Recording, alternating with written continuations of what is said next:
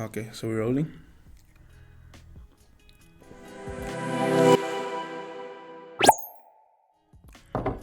Okay, let's get into it. What's up, guys? It's your boy Emidio, not Emilio, also known as Art by Emidio. I'm a freelance lifestyle photographer for nuka, and today we'll be talking about camera basics.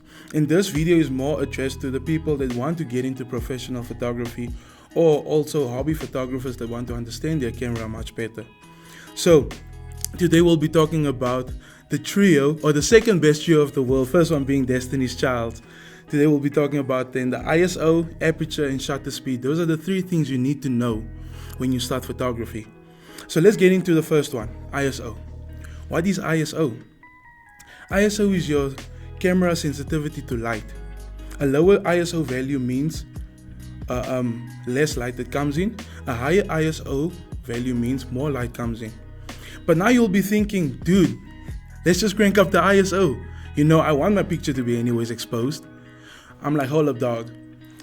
One thing you need to know, the higher your ISO, the more grainy it gets, the more noisy it gets, the more pixelated it gets, and that's not an image we want to really capture. So, an advice, and you can also ask any other photographer, they will tell you, lower your ISO as much as possible, and that will be the best image you could capture. Of course, we'll be talking about the other two as well, and then we can talk about how they work together. But yeah, point is, make sure your ISO is as low as possible, unless you have to really crank it up in certain situations. So now let's get into our second one, our aperture. Aperture in photography is the opening of your camera lens, which is related to the amount of light that passes through the camera lens to the image sensor. So basically, what does that mean? In my mind, I was also like, it's a lot of big words. But basically what it means is the opening of your camera. It talks about then the f-stops. So the lower your f-stop, the wider it opens. And then the higher your f-stop, the smaller the opening gets. So usually we talk about f1.4, f2, f2.8. Those are lower apertures where your camera lens would be open wider.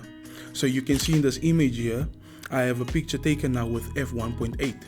You can see you can see the wider opening where more light comes in.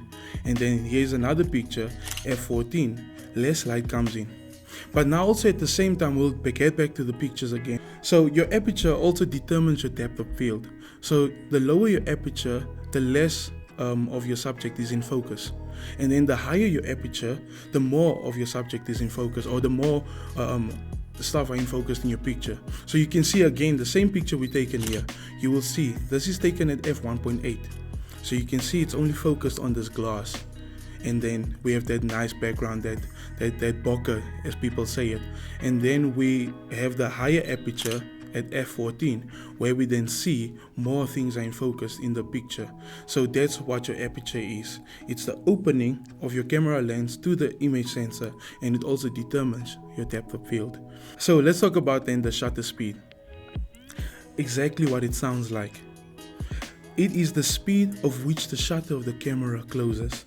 So when you have a faster shutter speed, it creates a shorter exposure. And then when you have a slow shutter speed, it creates a long exposure. So basically, again, what it means is, it's when you press that shutter button, you will have that sound. Let me show you guys now with the camera.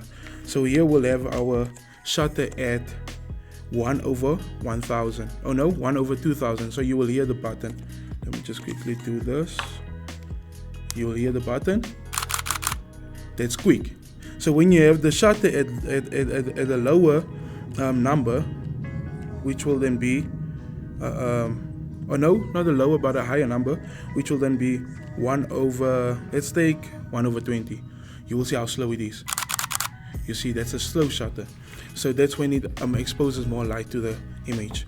But then at the same time, your shutter also goes with your motion blur, or your motion in the photo. So when you have a slower shutter, your subject won't be in focus. But when you have a faster shutter, when you have a faster shutter, then your subject will be in focus. Then you have that still photo of your subject. You can see the examples here as well. So yeah, That is the trio, the second best trio of the world that we spoke about now. The ISO, the aperture, and the shutter speed. Those three things, if you understand and know how to use them, you will be able to take your photography to the next level. Of course, changing your creativity and so on, and also how you like taking photos. So yeah, that's what we spoke about today. The next video will be then talking about how to use Lightroom to the fullest, easy tips and tricks that we can use there. Same with Photoshop. So there will be more videos coming on photography. Thank you guys for watching. I'm Emidio, not Emilio. Out by Emidio is the name on Instagram. Check it out. We from Nuka. We have more videos coming your way. So make sure to like, subscribe, drop a comment down below, and we'll check you guys on the next one.